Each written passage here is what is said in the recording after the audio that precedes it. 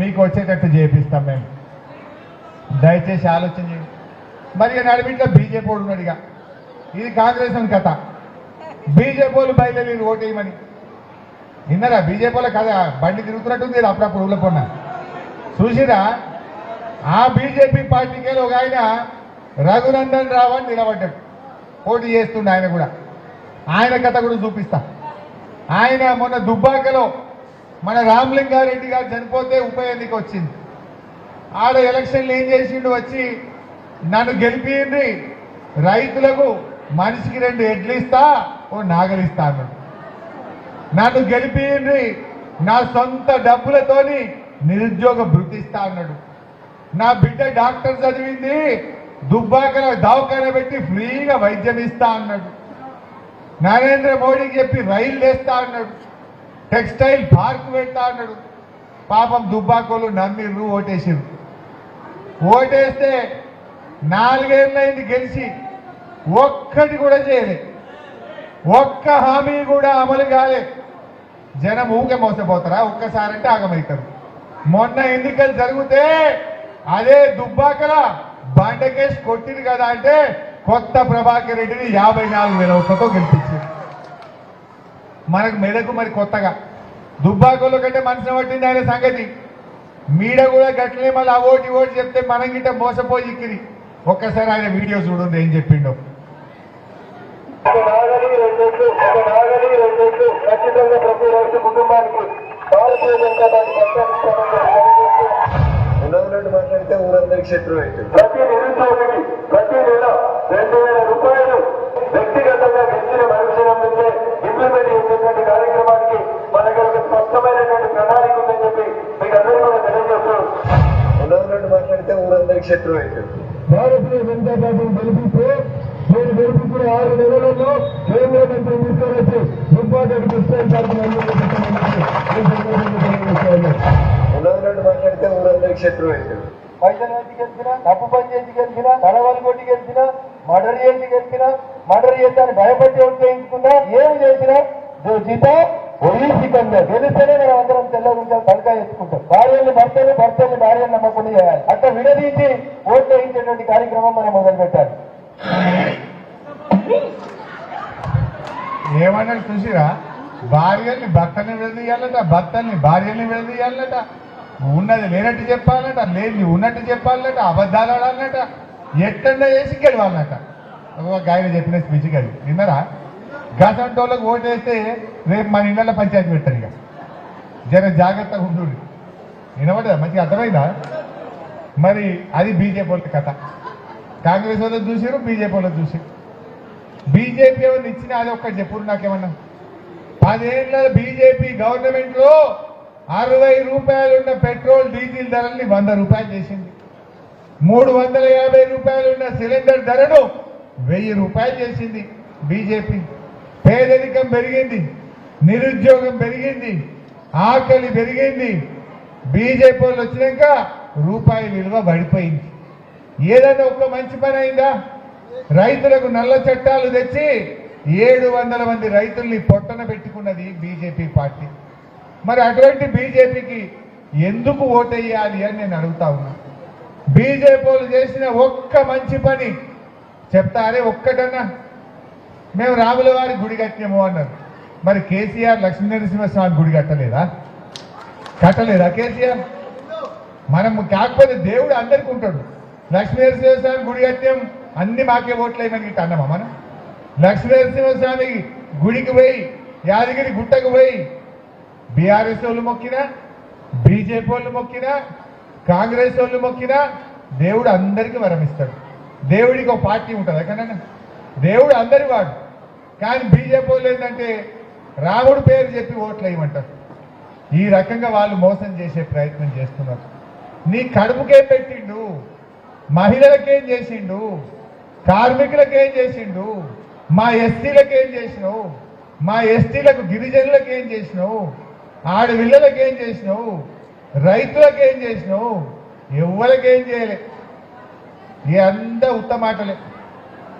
అందువల్ల ఇవాళ ఎట్లా తయారైందంటే కాంగ్రెస్ వాడేమో ఎలక్షన్ కోడ్ రాజకీయాలు చెప్తుండు, బీజేపీ వాడేమో ఈడీ రాజకీయాలు చెప్తుండు. కాంగ్రెస్ వాళ్ళని ఏమైనా 2 లక్షలు రుణమాఫీ అంటే ఏ ఎలక్షన్ కోడ్ వచ్చింది అంటుంది. మరి 100 రోజులు ఏం చేసినావు? 100 రోజులు ఏం చేసినావు? ఏమైనా వడ్లు కొట్టలేవు, 500 ఇస్తలేవు అంటే ఎలక్షన్ కోడ్ వచ్చింది. 100 రోజులు ఏం చేసినావు? నీకు పూర్తి 100 రోజులు దొరికినాయి.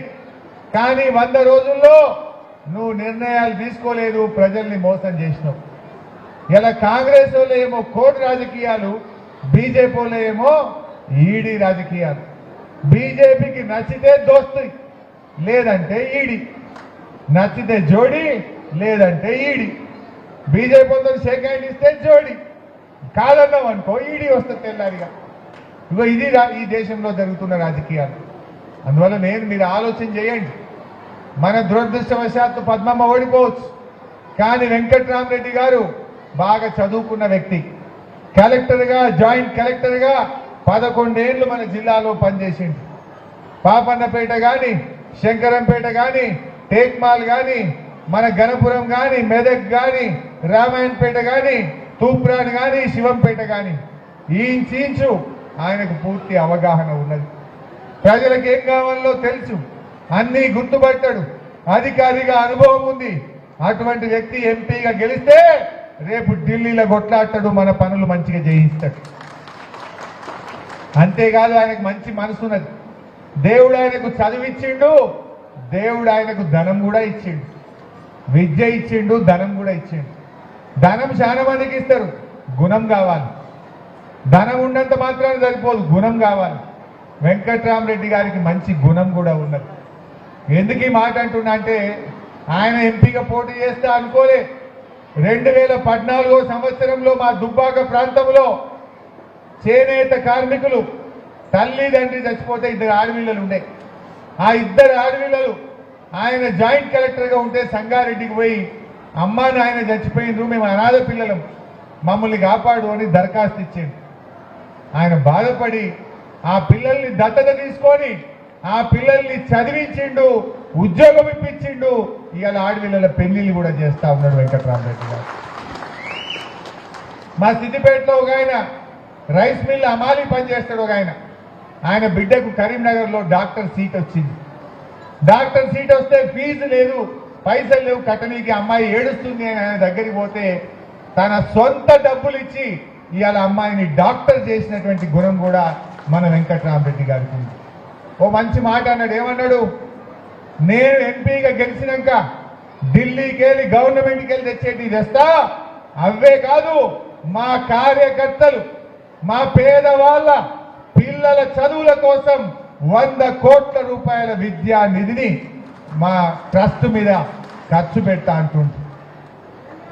వెంకట్రామరెడ్డి గారి ట్రస్ట్ మీద మీ పిల్లలు ఎవరైనా డాక్టరో ఇంజనీరో చదివితే వాళ్ళ ఫీజులు నేను గట్టి చదివిస్తా, ఏడాదికి 20 కోట్లు 100 కోట్లు ఖర్చు పెడతా అంటుంది వెంకట్రామరెడ్డి గారు. ఇట్లాంటి ఫంక్షన్ హాల్లో పెళ్లిళ్ళు చేసుకోవాలంటే చాలా పైసలు అవుతున్నాయి. కేసీఆర్ కళ్యాణ లక్ష్మి ఇచ్చిండు 1,00,000 రూపాయలు, కానీ ఫంక్షన్ హాల్ ఖర్చులు ఎక్కువైతున్నాయి కదా.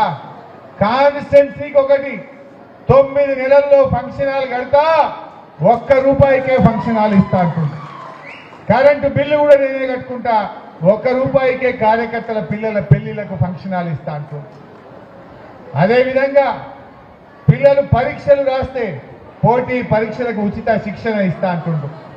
ఆడపిల్లలకు ఉచిత కుట్టు శిక్షణ నేర్పించి తన ట్రస్ట్ పేరు మీద ఉచితంగా కుట్టు మిషన్లు కూడా ఇస్తా అంటుండు వెంకట్రామరెడ్డి గారు.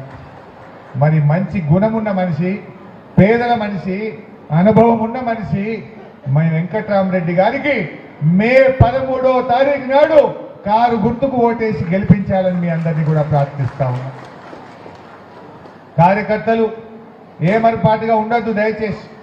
ఎందుకంటున్నా అంటే మొన్ననే జర కింది మీద అయినాం మనం. ఇప్పుడు కాంగ్రెస్ వాళ్ళు బాధపడుతున్నట. మొన్న ఎవరో మాట్లాడారు, అయ్యో అన్న మా పరిస్థితి ఆగమైపోయింది, మాకంతా గెలిపించుకోగా జోష్ మీద గెలిపించుకున్నాం కానీ ఇప్పుడు అంత జర ఎటమటం అయిపోయిందని బాధపడుతున్నట. వాళ్ళ లీడర్లే బాధపడుతుందట. వాళ్ళ లీడర్లే అయ్యో గిట్లయిపోయామని అనుకుంటున్నట. ఏదైనా నిజం నిలకడ మీద తెలుస్తుందట. ఓ వెనకటికో సామెత ఉన్నది, నిజం గడప దాటక ముందు అబద్ధం ఊరంతా చుట్టేస్తుందట.